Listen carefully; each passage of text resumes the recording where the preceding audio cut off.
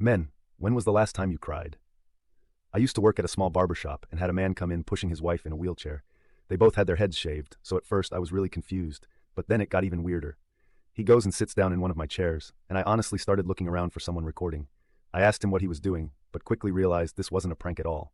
He asked me to lean down, and his story completely broke my heart. A few years ago, his wife started acting strange, and they soon found out she had a brain tumor. However, by the time they caught it, the damage was already done.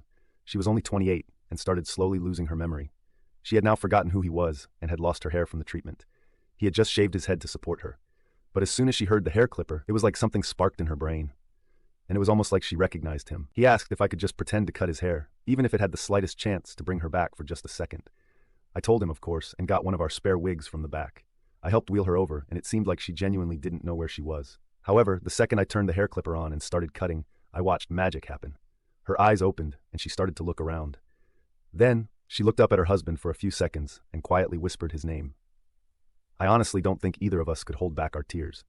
She kept repeating his name a few times and asked if he was getting his hair cut.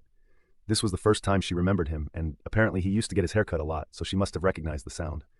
She eventually went back to looking tired, but he thanked me over and over. I didn't see them again until he came back a few months later looking for me. He hugged me and tried to give me $5,000.